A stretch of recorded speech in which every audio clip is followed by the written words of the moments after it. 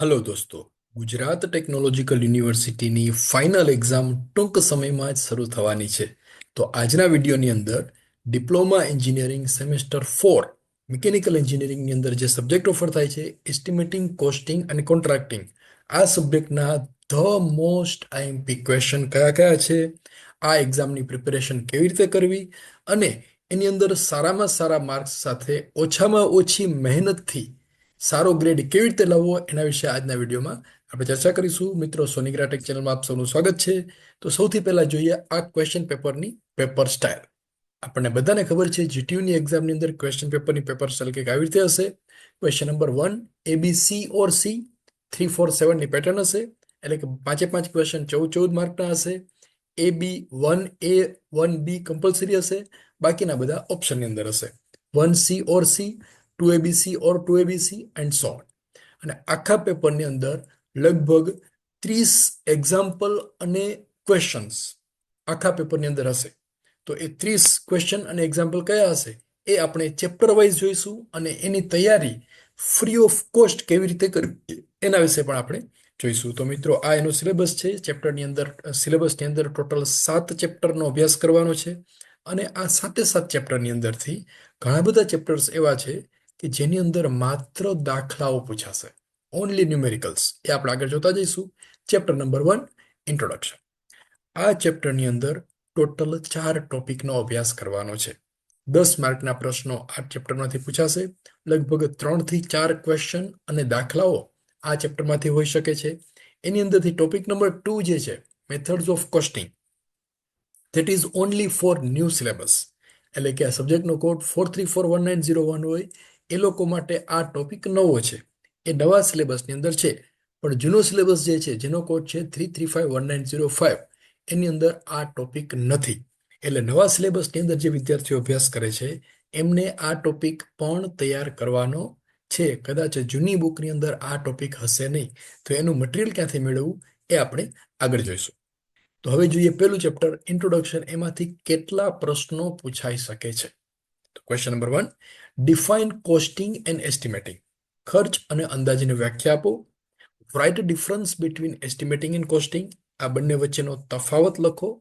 એટલે વ્યાખ્યા લખો એટલે તફાવત છે ઓટોમેટિક આપણને આવડી જશે. Question number 3, state the quality of good estimator. સારા અંદાજકર્તાના ગુણવત્તા જણાવો. State importance of costing and estimating in industries. Estimating અને કોસ્ટિંગનું ઉદ્યોગોમાં મહત્વ સમજાવો. Question number 5, name the methods of costing. કોસ્ટિંગની પદ્ધતિઓના, ખર્ચની પદ્ધતિઓના નામ આપો. Question number 6, explain with suitable example. એટલે કે ઉદાહરણ સાથે સમજાવો. Specific order costing and continuous operation costing. Question number 7, explain એટલે કે સમજાવો. Job costing, contract costing, batch costing, process costing, service costing, operation costing and unit costing. તો મિત્રો, આ 7 પ્રશ્નો છે એની અંદર, અને એક 8મો પ્રશ્ન છે એ છે એના દાખલાઓ, numerical of costing and depreciation. તો આ 8 પ્રશ્નો એટલે કે 7 પ્રશ્નો અને દાખલાઓ, એની અંદરથી 3 થી 4 પ્રશ્નો અથવા દાખલાઓ જીટીયુની એક્ઝામમાં પૂછાવાની સંભાવના છે. હવે એની તૈયારી કેવી રીતે કરવી? તો એ તૈયારી કરવા માટે આપણી જે સોનિગ્રા ચેનલ તમે સબસ્ક્રાઇબ કરેલી છે એના પ્લેલિસ્ટની અંદર આપેલું છે. અને આ જે ક્વેશ્ચન છે that is only for old syllabus. નવા સિલેબસની અંદર આ પ્રશ્નો નથી. Define book value, state the different elements of cost, define depreciation and obsolescence, list causes of depreciation, list methods of overhead cost allocation, and list different methods of overhead allocation and explain any one. Right? This is for old syllabus. નવા સિલેબસની અંદર આપણે જો આગળ syllabus જોયો તો એની અંદર એ નથી. હવે એની પ્રિપેરેશન કેવી રીતે કરવી? તો આ બધા પ્રશ્નો જે આપણે જોયા એનો સવાલના જવાબ જોઈતા હોય તો આ સોનિગ્રા ટેક ચેનલની અંદર અહીંયા આગળ જો પ્લેલિસ્ટ આપેલું છે, આ પ્લેલિસ્ટ ઉપર ક્લિક કરશો ને એટલે આખું એક પ્લેલિસ્ટ ખુલશે, અલગ અલગ પ્લેલિસ્ટ બધા ખુલશે. એમાં સેમેસ્ટર વાઇઝ બધા લિસ્ટ આપેલા છે. તો એમાં અહીંયા આપેલું છે એસ્ટિમેટ સેમેસ્ટર 4 ECC સબ્જેક્ટનો કોડ, રાઈટ? તો અહીંયા નીચે લખેલું છે વ્યૂ પ્લેલિસ્ટ. તો વ્યૂ પ્લેલિસ્ટ એના ઉપર ક્લિક કરશો એટલે આવી રીતે એક વિડીયોનું લિસ્ટ ખુલશે. હવે આ લિસ્ટની અંદર સિક્વન્સમાં બધા જ ચેપ્ટરના એક્ઝામ્પલ સમજાવેલા છે. એકદમ સરળ ભાષામાં છે, ગુજરાતી ભાષામાં છે, આપણને બધાને સરસ રીતે સમજાઈ જશે. તો 1 બાય 1 આ બધા જ વિડીયો જોઈ લેવાના, એના એક્ઝામ્પલ નોટબુકની અંદર લખી લેવાના, પછી સાથે સમજી અને લખશો એટલે આ ચેપ્ટરની અંદર, આ સબ્જેક્ટની અંદર એ ગ્રેડ આવશે. એનું હું તમને અત્યારે જ એશ્યોરન્સ આપું છું. તો એ નીચે નીચે પેપર સોલ્યુશન પણ આપેલું છે, તો એ બધું છે તમારે તૈયાર કરી લેવાનું. આ પેપર સોલ્યુશન છે એની પ્રિપેરેશન કરવી હોય તો એ તમે કરી શકો છો, જેથી કરીને એક્ઝામમાં કયા પ્રકારના પ્રશ્નો પૂછાય છે એ તમને સમજાઈ શકે છે. હવે જોઈએ chapter number 2, break even analysis. આ ચેપ્ટરની અંદર 3 ક્વેશ્ચન છે અને 3 ક્વેશ્ચનની અંદરથી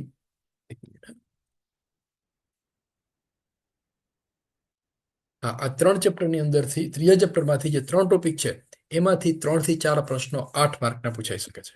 હવે કયા પ્રશ્નો છે એ આપણે જોઈએ.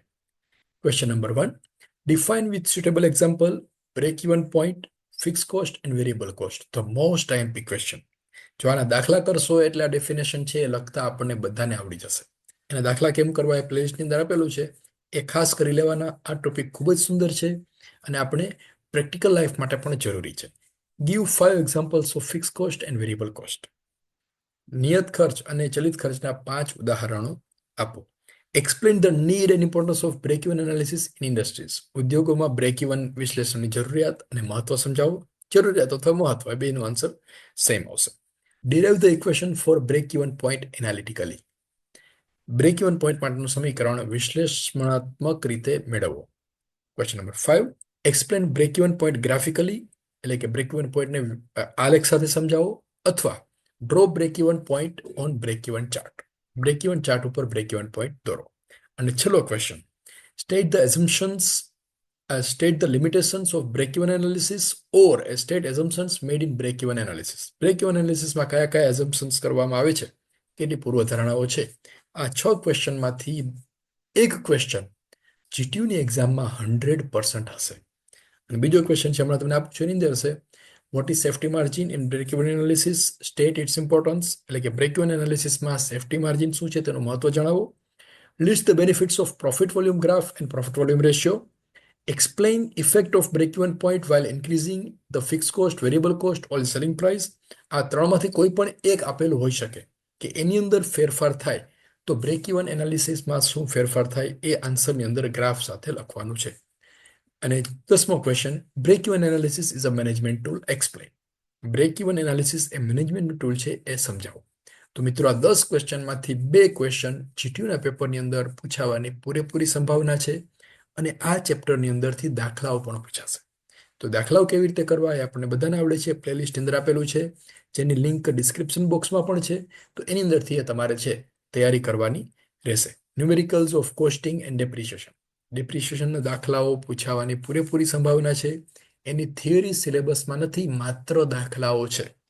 કદાચ થિયરી પૂછાય તો ચિંતા કરવાની જરૂર નથી. આપણે જીટીયુમાં મેલ કરીશું અને જણાવીશું કે આ સિલેબસની બહારનું ટોપિક છે, એટલે ડ્યુરિંગ એક્ઝામ કદાચ કરેક્શન આવે અથવા એક્ઝામ પૂરી થાય પછી જીટીયુ એના માટેનું પ્રોપર એક્શન લેશે અને આપણને કોઈ લોસ ન જાય એવી રીતે જે છે એ માર્ક્સ છે એના આપવામાં આવશે. Chapter number 3, costing in forging and casting. Forging અને કાસ્ટિંગની જે શોપ હોય એની અંદર કોસ્ટિંગ કેવી રીતે કરવું. તો એની અંદર સિલેબસની અંદર જે આપેલા છે આ 6 ટોપિક છે. તો 6 ટોપિકની અંદરથી ક્વેશ્ચન કેવી રીતે પૂછાય છે જોઈએ. Question number 1, define forging and list the forging losses. ફોર્જિંગની વ્યાખ્યા આપો અને ફોર્જિંગમાં થતા લોસીસ લખો. Explain various forging losses. ફોર્જિંગમાં થતા વિવિધ વ્યય સમજાવો. Explain scale loss in forging. ફોર્જિંગમાં સ્કેલ લોસ સમજાવો. Define pattern and explain pattern allowances. પેટર્નની વ્યાખ્યા આપો અને પેટર્નની છૂટછાટ સમજાવો. Explain shrinkage allowances in pattern. પેટર્નમાં સંકોચન છૂટછાટ સમજાવો. State losses in casting process. Explain steps to find the casting cost. એટલે કે કાસ્ટિંગ પ્રક્રિયામાં થતા વ્યય લખો અને કાસ્ટિંગ ખર્ચ શોધવા માટેના પગલાઓ લખો. એક્ઝામ્પલ્સ, અને આ ચેપ્ટરમાંથી એક્ઝામ્પલ પૂછાવાની સંભાવનાઓ છે. તો દાખલાઓ જે છે એ પણ પ્લેલિસ્ટની અંદર આપેલા છે, એ આપણે બધાએ ગણી લેવાના છે. એકદમ સરળ છે, બધાને આવડી જશે. તો એ બધા છે તમે ખાસ ગણી લેજો. હવે એના પછીના જે ક્વેશ્ચન છે that is only for old syllabus, એટલે કે 335190 જૂનો સિલેબસ છે એના માટેના પ્રશ્નો છે. આ 7 ક્વેશ્ચન જે છે નવા સિલેબસ માટેના છે. તો જૂના સિલેબસના ક્વેશ્ચન અહીં આપેલા છે. Explain the type of forging. Explain various forging operations. Define net weight, shape weight, gross weight and so on. આ થઈ ગયા 3 chapter. Now chapter number 4, costing in fabrication shop. મિત્રો આ ચેપ્ટર જે છે એ એકદમ નવું છે, નવો સિલેબસ છે, એના પ્રમાણે તૈયાર કરેલું છે. અને કોઈ પણ બુકની અંદર આ ચેપ્ટરના એક્ઝામ્પલ મળશે નહીં. ખાસ તો ઇંગ્લિશ બુકમાં ક્યાંય નહીં મળે, કારણ કે આ સિલેબસ છે હાઈલી કસ્ટમાઇઝ છે. આ ટોપિક જે આપણે તૈયાર કરેલો છે રિયલ લાઈફની અંદર ખૂબ જ ઉપયોગી છે. તો એના એક્ઝામ્પલ કયા કયા પૂછાઈ શકે છે, જે 12 માર્કના પૂછાવાની સંભાવનાઓ છે. અને આ ચેપ્ટરમાંથી માત્ર એક્ઝામ્પલ પૂછાશે. જો નીચે મોટા અક્ષરે લખેલું છે only numerical to be covered in this chapter, right. તો કયા કયા એક્ઝામ્પલ્સ છે એ આપણે જોઈએ. ઓનલી ન્યુમેરિકલ્સ અને જૂનો સિલેબસ છે એની અંદર આ પ્રશ્નો પૂછાઈ શકે. એ જૂના સિલેબસ માટે છે, નવા સિલેબસ માટે આ પ્રશ્નો છે નહીં. જો એ લખેલા છે તમે સ્ક્રીનશોટ લઈ અને પછી ક્વેશ્ચન છે તમે લખી શકો છો. અત્યારે બધાને જૂનો સિલેબસ નહીં હોય, બધાને નવો સિલેબસ હશે, તો એના પ્રમાણે તમારે તૈયારી કરવાની. નવા સિલેબસ વાળા મિત્રોએ માત્ર દાખલાઓ ગણવાના છે, જે દાખલાઓ પ્લેલિસ્ટની અંદર આપેલા છે. Now chapter number 5, costing in fabrication shop. 12 માર્કના માત્ર દાખલાઓ આ ચેપ્ટરમાંથી પણ પૂછાવાના છે. જો મોટા અક્ષરે લખેલું છે only numerical to be asked in this chapter, તો એના દાખલાઓ છે એનો વિડીયો પણ તૈયાર કરી અને ચેનલની અંદર મૂકેલો છે, પ્લેલિસ્ટમાં છે. એમાંથી એ બધું ગણી લેજો. એટલે આના પૂરેપૂરા જે 12 માર્ક્સ છે એ તમને મળી શકે છે. 2 થી 3 એક્ઝામ્પલ એના પૂછાશે. ત્યાર પછી છે 5મું chapter, costing in fabrication shop. એની અંદર ડેફિનેશન જે છે, જો આ 7-8 પ્રશ્નો છે, તો આ 8 પ્રશ્નો માત્ર જૂના સિલેબસના વિદ્યાર્થીઓ માટે છે. એટલે કે 3351905 છે એ મિત્રો માટે છે. 4341901 જે વિદ્યાર્થીઓને સબ્જેક્ટ ઓફર થયેલો છે એની અંદર આ એક પણ ક્વેશ્ચન જીટીયુની એક્ઝામમાં પૂછાવાનો નથી. કદાચ જૂના સિલેબસમાં પૂછાયેલો હોય, જૂના પેપરમાં પૂછાયેલો હશે, પણ આપણે તૈયાર કરવાની આવશ્યકતા નથી. અને બાય ચાન્સ જો કોઈ પેપર સેટરથી ભૂલથી પણ પેપરની અંદર મુકાઈ જાય તો બિલકુલ ચિંતા કરવાની નથી. ત્યાં લખી દેવાનું this is out of syllabus, right. Now next chapter number 6, costing in various processes. હવે આ જે છે કોસ્ટિંગ ઇન વેરિયસ પ્રોસેસ, એની અંદર પણ કેટલાક ક્વેશ્ચન અહીં આપેલા છે. આ ક્વેશ્ચન છે એ પણ માત્ર જૂના સિલેબસ માટે છે. નવા સિલેબસની અંદર માત્ર દાખલાઓ જ ગણવાના છે. કયા એક્ઝામ્પલ આવશે? તો estimate cost of furniture work, costing of running cost of power plant, running cost of refrigerator, air conditioner, lift, cold storage and DG set, એટલે કે ડીઝલ જનરેટર સેટ. હવે એના એક્ઝામ્પલ છે કયા છે? તો કોઈ પણ બુકમાં આના એક્ઝામ્પલ મળશે નહીં, એના દાખલાઓ મળશે નહીં. આપણી ચેનલની અંદર એ દાખલાઓનો વિડીયો તૈયાર કરીને મૂકેલો છે, તો એ તમે જોઈ લેજો. એટલે એ ચેપ્ટરના દાખલાઓ છે એ પણ આપણને આવડી જશે. Now chapter number 6, budget and contracting. આ પ્યોરલી થિયોરિટિકલ ચેપ્ટર છે. આની અંદરથી એક પણ દાખલો પૂછાવાનો નથી.